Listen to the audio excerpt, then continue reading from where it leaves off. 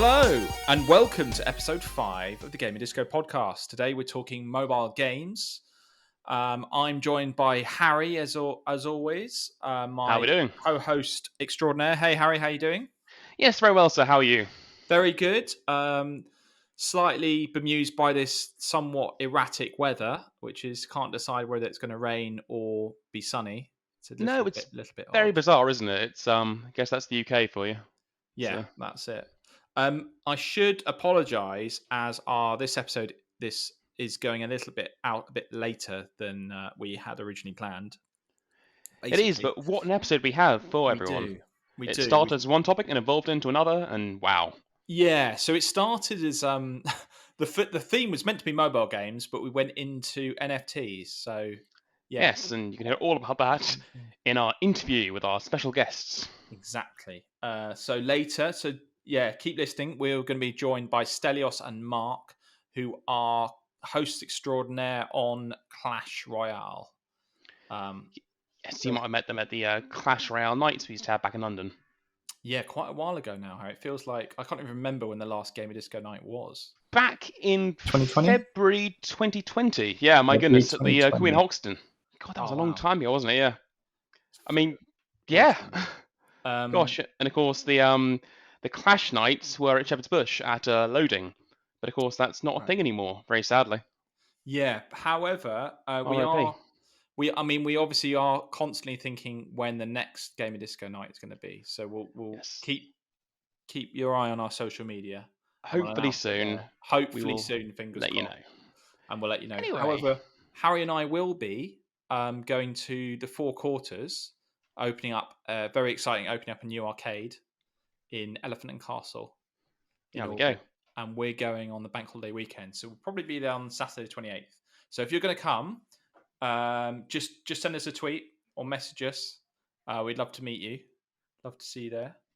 That we would. You're coming. And come over and say hello. Right, on with the show. Enough waffle.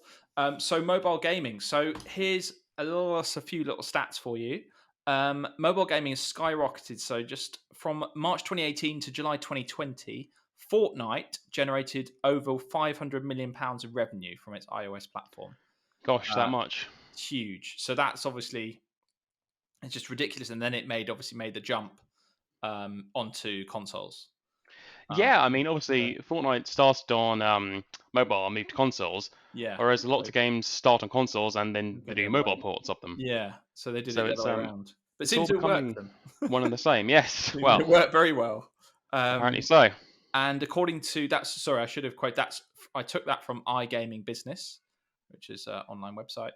And then we've got, according to Esports Insider, mobile gaming raked in around $100 million in revenue last year, outperforming PC and consoles with revenue of just over $88 billion. Yeah, I mean, it's a changing world, isn't it? Like, these days, someone wants to play games on the go or can't maybe afford the newest console, but it's right there on your phone. Why not get into it? Have your fun. In and China, the games are getting better and better, aren't they? Yeah, it's incredible. I mean, I remember, it started. I remember Snake way back when. Probably one of the first mobile games, essentially. I got Snake 2. Snake 2 on my Nokia 3310. Snake 2. No. Come on now. No. Not go that far. No, you didn't. But I mean, I used to play that for just like hours. It feels like it probably wasn't hours, but it was just like a lot of wasted time when I should have been studying. I wouldn't have said wasted. I mean, my goodness, your Snake grew to be huge, and that was all worth it. But what's it all for, Harry? What have I achieved? From getting good at Snake. How's that benefit? I'll get back to you on that one. Okay. Anyway, on with the show. Harry, take it away with the gaming news. Straight to gaming news. Okie dokes, let's do it. Well, I mean, it's a bit of a smaller gaming news this month because obviously last month we had E3, which was massive. But what has happened this month? Well, nearly announced E3. We just missed the announcement for it last month. Was Steam Deck, and we'll talk more about this actually in our interview later on. But it's basically a handheld Steam machine, rather, so you can play PC games on the go. which is Very quite a cool. cool idea. Very cool. It's been tried before with things like, obviously, the PS Vita, and before that, the PSP. I love that console. That was great. That was a great console. Very great console. Obviously, Yeah. Nintendo has the DS and the 3DS, and they're still going strong. But other than, the Switch that's coming out now, there's not really much competition for it. So this looks like it might be some serious competition for that. Will it work? Who knows? There's been massive demand for it. It's got some quite good specs. Remains to be seen. I'm very tempted because I've got my girlfriend's got a Switch.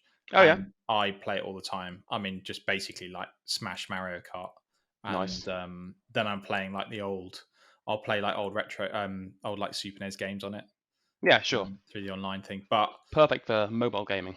Yes, but of course you're limited to great as it is especially for multiplayer stuff. You're limited to the Nintendo library, and the Steam. I'd love to get my hands on like Monkey Island and some of the old point and clicks. That would be awesome. Adventures. So that would be great having that on the Steam console. That would be cool. That would be very cool.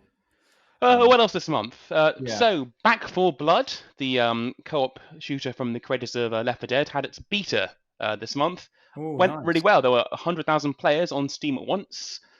There were some mild teething issues, but other than that, it went rather well and was quite popular. Excellent. I mean, people got quite upset that it wasn't working properly, but that's what betas are for, so you can iron out bugs and launch successfully. People get angry too fast these days. Yeah, and one more thing announced this month was that Idris Elba, of all people, was announced as the voice of Knuckles in the upcoming Sonic the Hedgehog sequel. The film. I know, right? And apparently he's a massive fan of the Sonic series, and he really offered to do it, I think, almost free. Wow. Oh wow! I didn't know he was a big gamer. Apparently That's so. Cool. Very so cool. Nice to have a genuine fan voicing a project like that, because that seems like a real passion project. Oh, excellent! I mean, I think he's a brilliant actor, so that's very. He's a great actor. He's a great actor. I mean, to see him as an echidna, that could be that could be something else. Well, an animated one, Yeah. Oh, very cool. Very cool. The only other thing I've seen this month is that there have been some more PS5s floating about. Have you got one yet? Not yet. So I've kind of put it on hold. I had some like building work to do, basically, and that took priority over me getting hold of a PS5. Very fair. I've definitely been burnt before buying a console at launch because they do have teething problems. But yeah. Have you ever bought a console at launch? If so, and had good success, bad success, let us know. Yeah, let us know. Send us some stuff on Twitter. Tweet at us or DM us, whatever you like, or even email us if you're feeling old-fashioned. I know, right? The old snail mail. The old snail mail. Actually, that's post, isn't it? That's not email. Post, yeah. Well, I mean, maybe it is now. But I mean, who emails? I mean, I use it for work stuff, but everything else is social media, isn't it? Just messaging. Changing world. Speaking of things that are changing, mobile games. Hey. So yeah, we have two very special guests to introduce. Take it away. So our two guests are Stelios and Mark, who are co-hosts extraordinaire on Clash Royale. And we're going to be talking to them about the wonderful world of mobile gaming and also segued into NFTs, which Stelios is going to explain. He's very, very into NFTs, so this is quite heavy. They are the future. NFTs. They are the future, which are, of course, the most ridiculous name of non-fungible tokens. It is the stupidest name possible for the best idea possible. It's bizarre. Anyway, on to the interview. Hi guys, welcome to the Gamerdisco podcast. So I've got with me Stelios and Mark, who are hosts on the Clash Royale.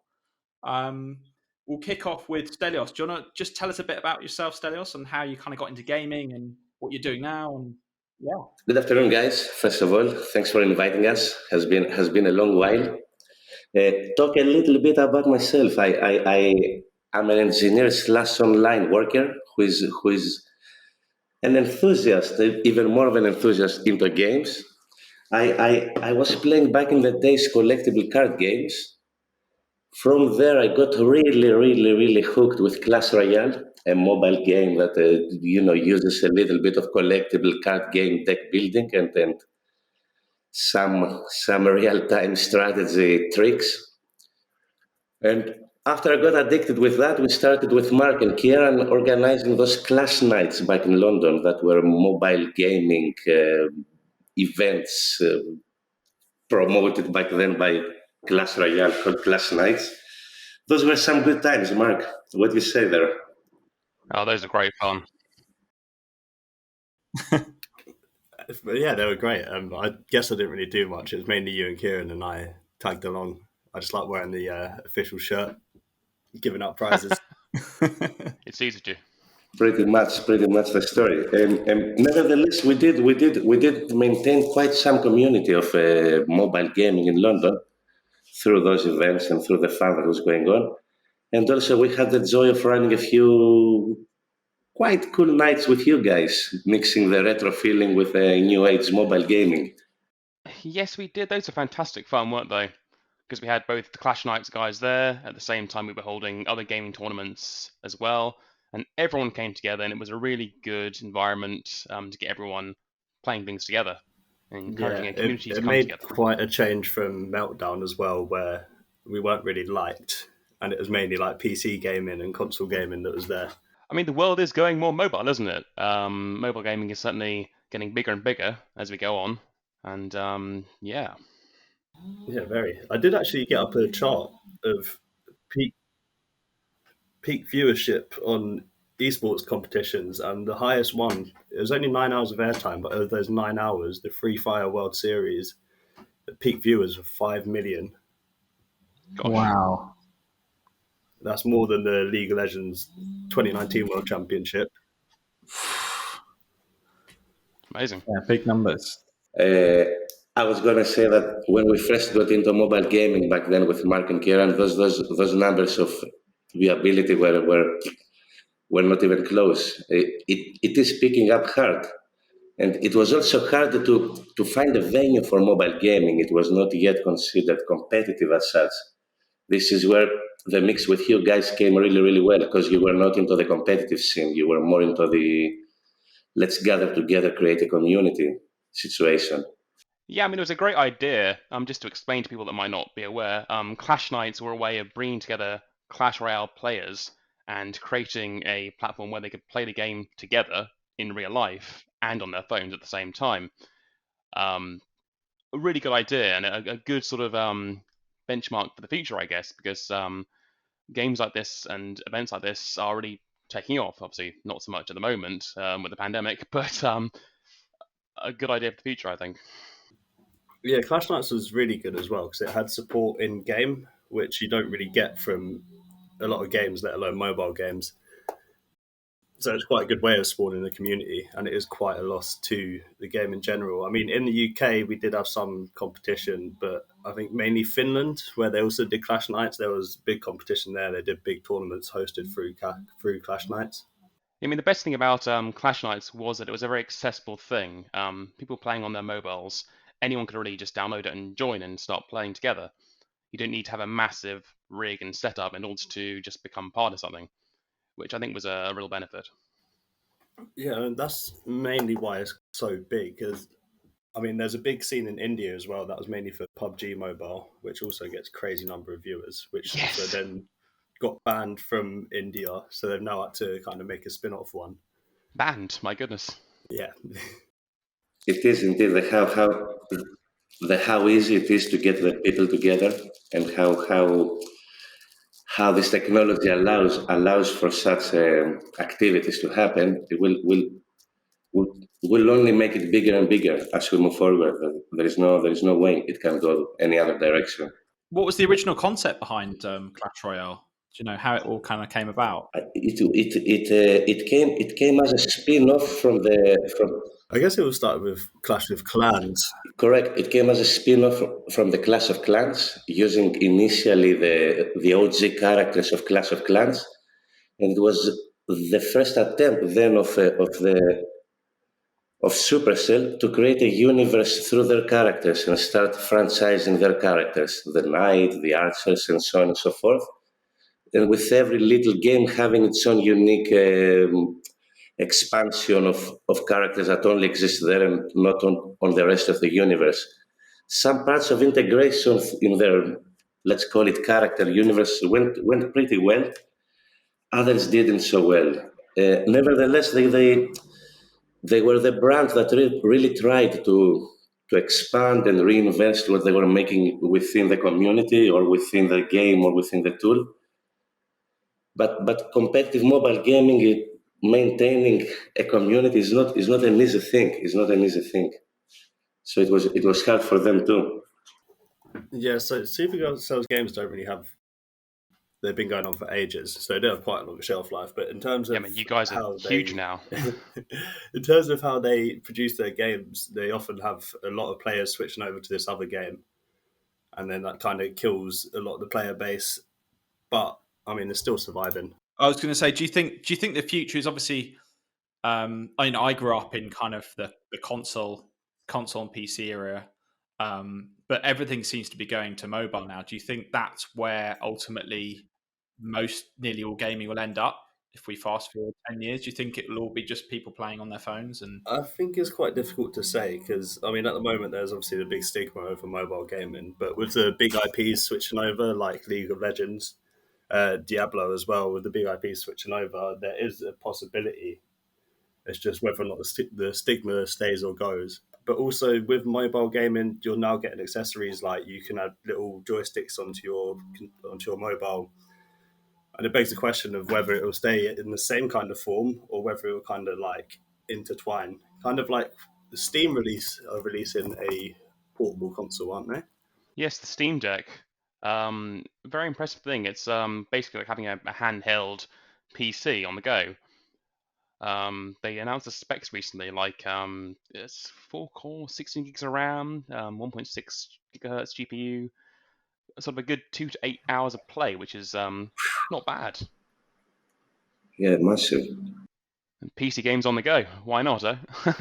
But then 2.8 hours, I mean, at the end of the day, is too long if you're mobile gaming. So you do still need to be plugged in for quite a lot of it.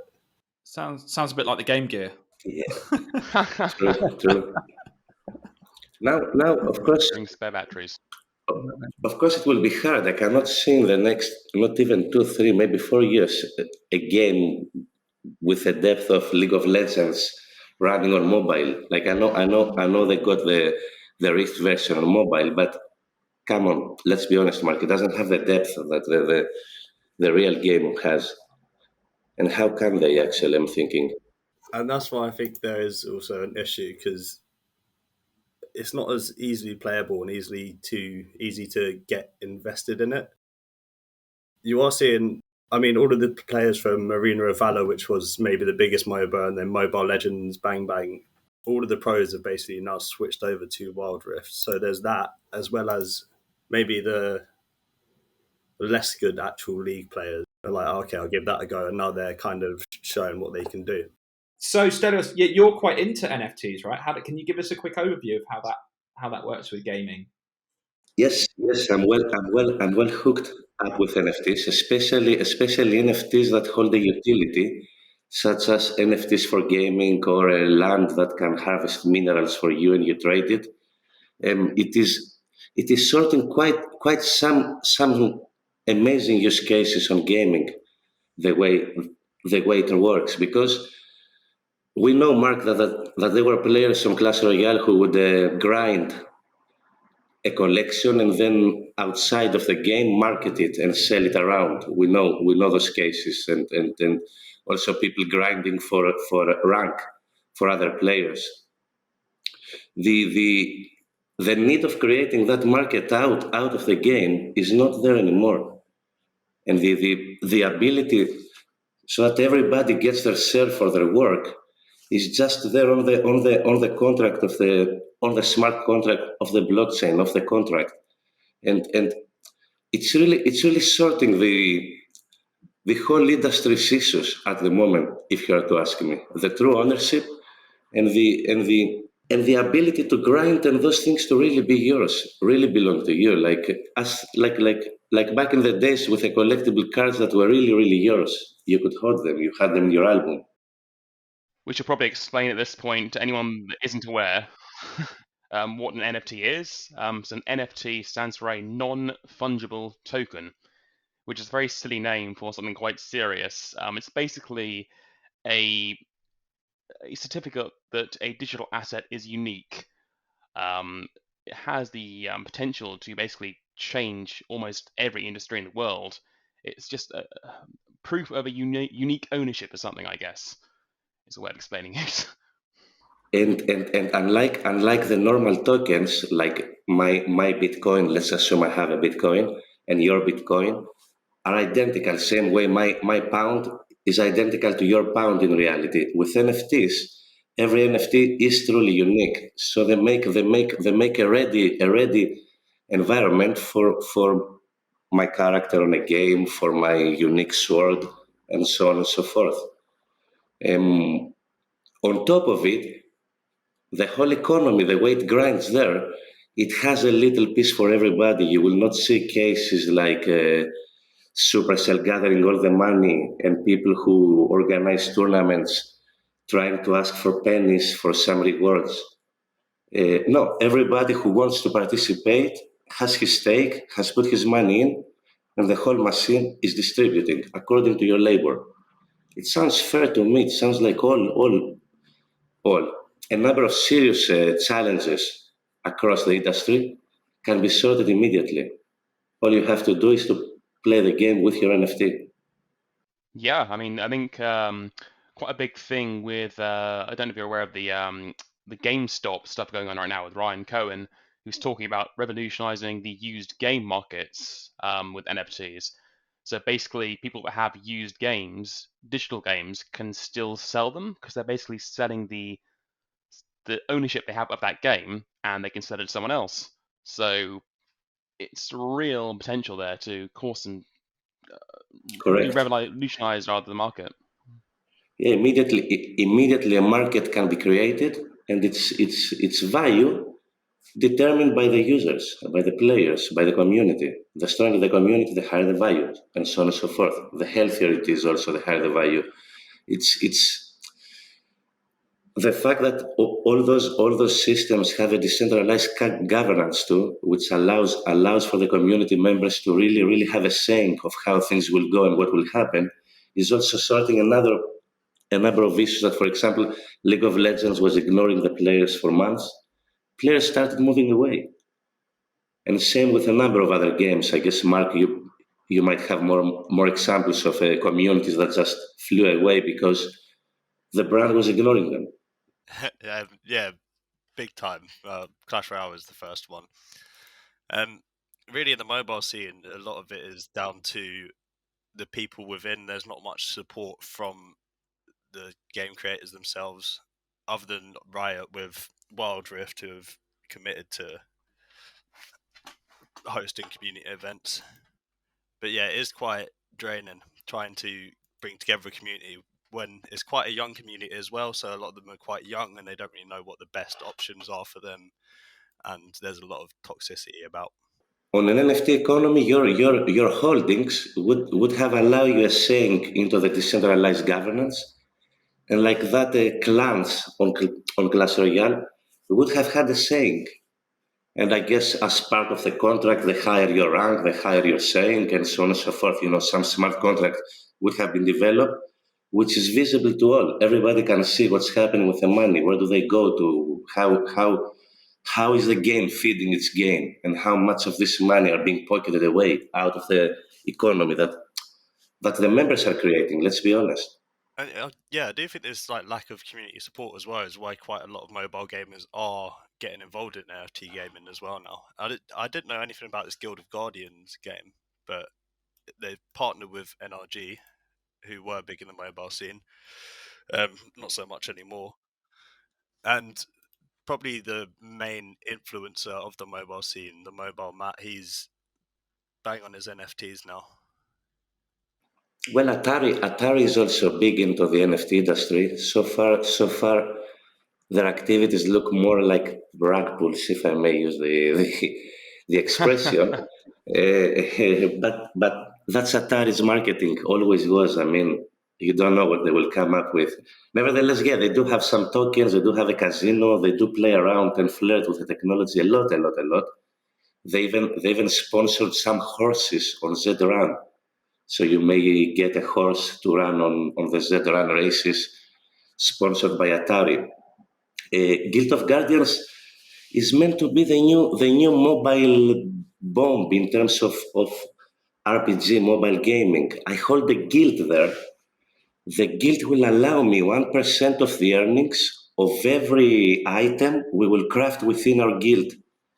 And the NFT items will be only craftable into guilds. So the minute I will start grind, and people will be buying swords, because you need a fucking sword to go to the war, I will be making 1% from each sale as a guild owner. And some other percentages for the members, and I don't know how exactly will the economy unfold. But there you can see some real joy while you grind. You know, your guild, while it grows, it's yielding for you, for real. The dream of every gamer. Yeah, you actually get a real reward of the effort you guys have all put in together, which is quite nice. That's good. Do you guys remember Second Life? Sorry, slight diversion. Yeah, that was interesting. I know Wow, you were yes. on it. It was an interesting idea. Interesting concept. Yes, and it's a good reminder that all those digital worlds and digital avatars, they are here one day and they're the biggest thing ever. And the year after, they are gone. I'm not sure if NFTs will improve that a little bit, but chances are not. That's the nature of the digital worlds, I guess, no? Yeah, so for listeners who are unaware. So Second Life was a very huge kind of online world essentially, and you could it was like an alternate life, and people got quite obsessed with it. And you create your avatar, and then you go out into the world, and then all the players people could create, build their own house. You could craft. Some people were making a living making digital clothes and selling that, and making it was completely kind of pretty much player created world. They even had their own in-game newspaper. Yeah. Some were giving serious money for houses there and stuff. No, not James, if I remember well. Yeah. And buying, exactly, and buying, trading property and stuff, and then it all. I don't know much, but it kind of basically it just got shut down. I think it was maybe. No, that is another thing on blockchain, guys. That once you're on the blockchain, you are there. You are staying there. You minted that piece of land. That piece of land stays on the blockchain forever. It's decentralized, same way BitTorrents are. Not same way, but anyway, let's for sanity's sake call it the same way.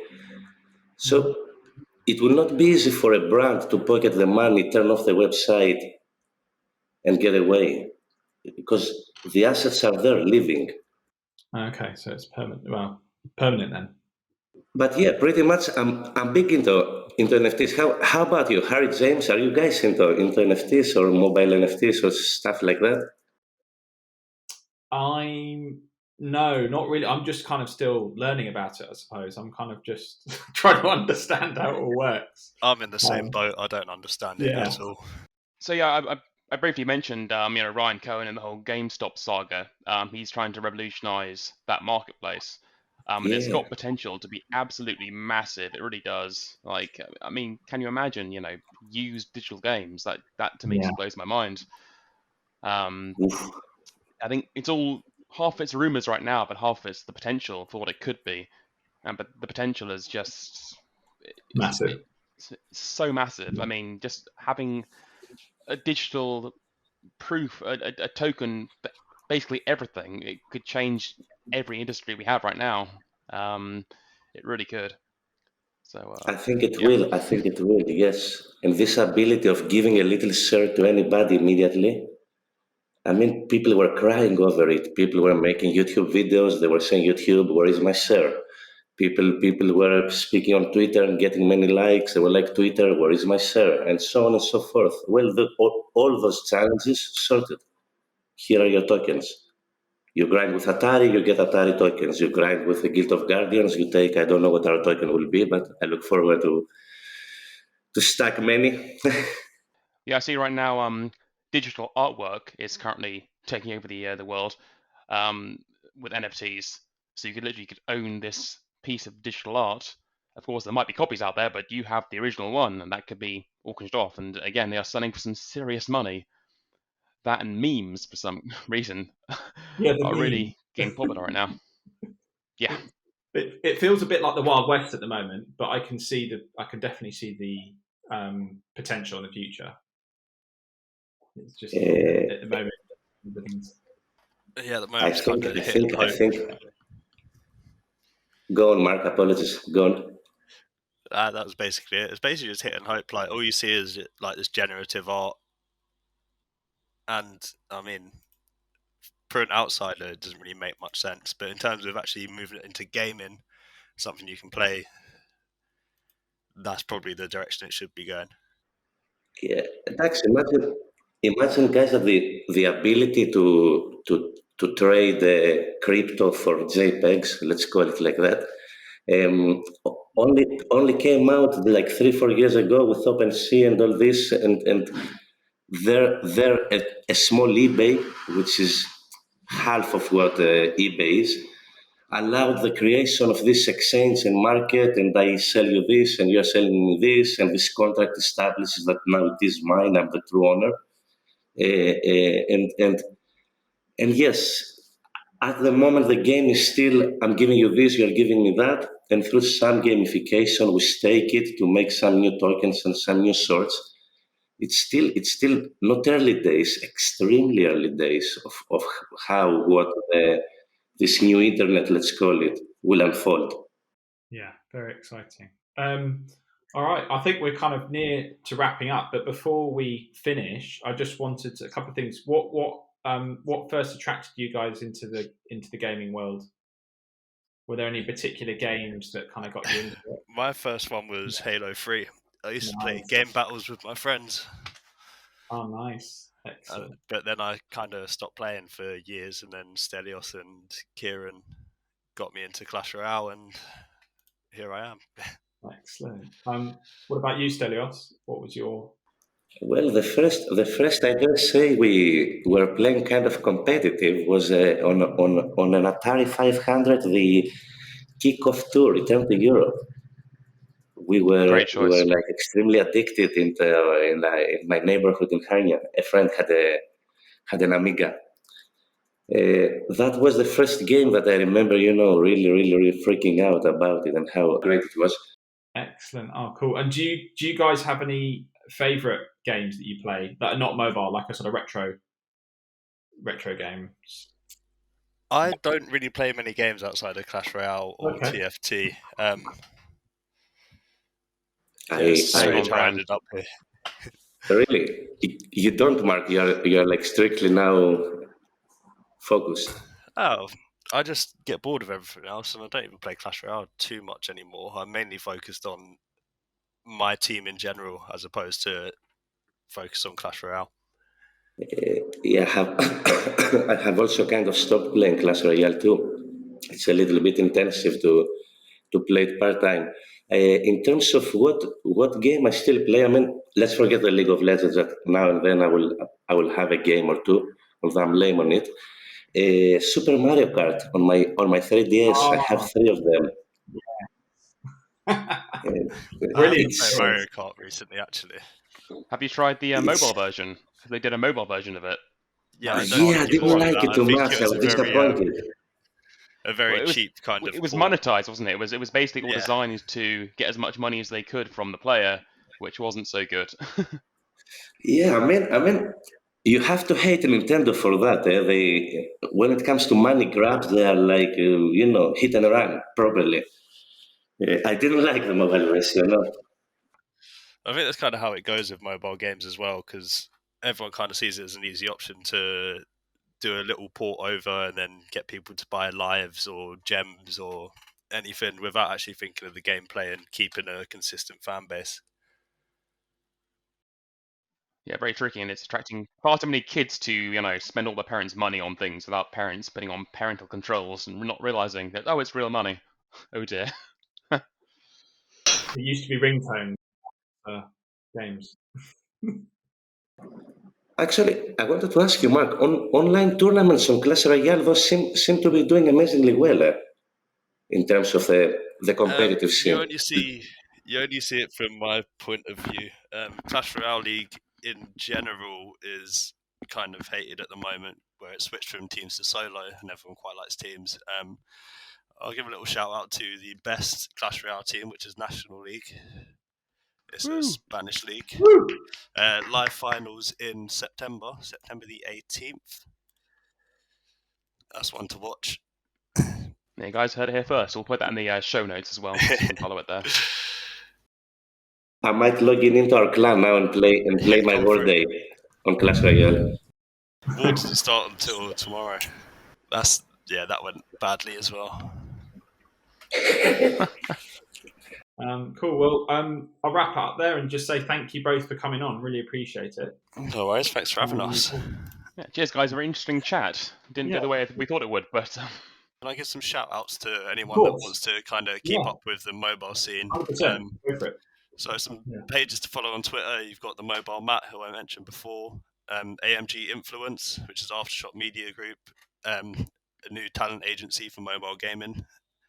And then for, I guess, the current biggest mobile game for Wild Rift News, to keep up to date with that. Tribe Gaming just won the first ever Wild Rift Major.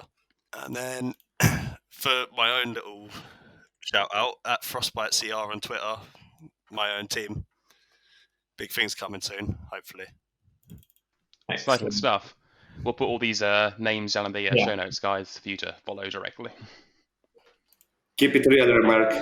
Keep up the good work, man. Okay. Thank you. And you. Cool.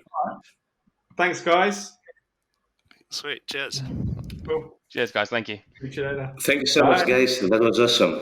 Good luck with your plans too at the GamerDisco headquarters. Back soon, we hope. Yeah, back soon. Maybe crossed. We'll let you know. Yeah. Maybe we can cross paths again one day. Who knows? Here's hoping. Yeah, I look forward to it. All right. Thanks, guys. Great interview. Thank you very much, Stelios and Mark. That was brilliant. Cheers, guys. Thank you very much. Really interesting stuff. Gone not just mobile gaming, but NFTs, and the future is bright. The future is bright. I was about to say the future is orange. That was stuck in my head. But God, I remember that. That was a bizarre. Yeah. I heard something, probably an urban myth. There was a guy who came up with the concept. You know, like just the tagline: "The future is bright, the future is orange." Just got paid a shed load. He would have been, yeah. For doing, yeah. But you know, I don't know. Actually, do you remember the orange movies? The trailers they used to have when you go to watch a film, and it would be like, "Don't let mobile phones ruin your movie." Yeah. It would be two guys doing a sales pitch for a film, and they'd try and work mobile phones into it, and it would ruin the film. And it had like famous actors there too. Those were good. And the orange 2-for-1. God, we are showing our age, aren't we? We really are. But that's fine, because you know our listeners are the same age. There we are. Let's show how young we are by introducing a competition for mobile gaming. Yeah. Yes. Go for it. So, the first competition we've had. Yes. Ever. We've been planning this for a while, but only got our act together on the 5th episode. Yeah. Sorry about that. But what we thought was we'd like to still play games with you guys, but we can't obviously do Gamerdiscos right now. So what we thought we'd do is a mobile game competition. Basically, download a game, play a level, and send us your highest score, and the highest score will win a prize. Ooh, exciting stuff. This month, what we're going for is Sonic Dash. Sonic Dash is a free-to-play mobile game. It is basically a version of Temple Run, if you remember that, but with Sonic. So there's spin dashes and jumps and all sorts. Usual stuff. And the best score wins a prize. So send us that via Twitter at GamerDisco or via email, gamerdiscopodcast@gmail.com. And highest score wins. Excellent. Very, very cool. Very cool. Cool. Well, I think that wraps it up. I think it does. That's about it. So, only thing left to ask is, what have you been playing this month? Very good. Very good. We normally do that, don't we? We always do. So I've been playing / cheating at Pilot Wings. Cheating? My goodness. I mean, I'll let you decide if it's cheating. I discovered the brilliant thing with playing Pilot Wings So Pilot Wings, this is the Super NES version. I think maybe they brought it out on the N64, but this is the Super NES version I'm playing, but I'm playing on the Nintendo Switch. Very nice. And the great thing about the Switch that I discovered relatively recently is that you can rewind through. Oh yeah, that's cool. So yeah. However, it does mean that when I'm hang gliding and then I crash, I just have to rewind a few frames to the point where I hadn't crashed, and then just do it again. So it's like a kind of a replay. So I don't know if you think that's cheating, Harry. I don't know how. It's not for me to decide. That's up to you. Yeah. It's up to your conscience to decide that. It's on my conscience, exactly. Oh well. So, but it just gets you past that really annoying bit. Like I love Pilot Wings, but you just get to that point where it just becomes a little monotonous, and just getting over that little bit is the hang. I mean, if you say so, mate. However you define it, that's up to you. However I rationalise it, yeah. That's not up to me. Anyway, I'm on level 8 now, so I think I'm near the end. Good man. So yeah, I'm going to try and not cheat again. That's the plan for the next one. So yeah. Touch wood. Otherwise, personally, my license won't be valid, will it? So I won't be able to. They cancel it. They'll cancel it. My Pilot Wings license. Yeah. What about you? Harry? What have you been playing? Me, I moved on to the second Professor Layton game. I'm playing them in reverse order of all ways. Professor Layton and the Diabolical Box, or Pandora's Box, as it was called in some territories. Good fun, more of the same, but really good for on-the-go gaming, as all good mobile games should be. Excellent. And the ports are gorgeous as well. Like, these are ports of DS games, and they've done them really well. So that's nice. Very, very cool. Awesome. A fitting one to end on for this month's mobile game episode. Excellent. All right. Well, that wraps it up then. That's it. Thank you, guys. Thanks for listening. Really appreciate it. And don't forget to get in touch if you want to say anything. Maybe tell us if you enjoyed the episode or not, or tell us your high scores for our Sonic Dash competition. And that's on most platforms at GamerDisco. Twitter, Insta, and Facebook. So actually, one last thing. I have a question from our favourite listener, Charlie. His question is, please could you tell me what you know or have heard about a possible Nintendo Switch Pro version? Well, I mean, obviously there's the new Nintendo Switch coming out, which has the OLED screen. But that was it. Obviously, there was this big announcement hyped. Everyone thought it was going to be the Switch Pro. But this was just the new version with an OLED screen, which isn't that groundbreaking, but it's a step up, I guess. Okay, all right. And do the team have Nintendo Switches, and what are their thoughts on a Pro version? I have one, yes. I'll be honest, I don't think a Nintendo Switch needs a Pro version because their games aren't dependent on the high-end graphics, personally. Yeah. That's just my opinion. Yeah, I agree. Obviously, I've got a Switch, as we just discovered from my Pilot Wings, which I say I have. It's my girlfriend's that I borrow a lot. I'm the same. I don't think this particular Pro version wouldn't persuade me to upgrade just for the screen, as you said. For me, it's just playing the games. It's not about the graphics. Yeah, obviously, I think that's part of the charm of the Switch. Yeah, exactly. And they're pretty sharp anyway. Like playing Mario Kart on there is very fast. It's blazing fast, actually. It's very good. So yeah, that's it, Charlie. But yeah, anyone else get in touch if you have any questions, or tweet us, DM us, message us. All the terms for things. All the terms for things. Yeah, cool. Thanks for listening, guys. And we will be speaking to you next month. Don't forget to get in touch on all the socials and send us your high scores. Cool. Look forward to it. All right. Cheers, guys. Bye.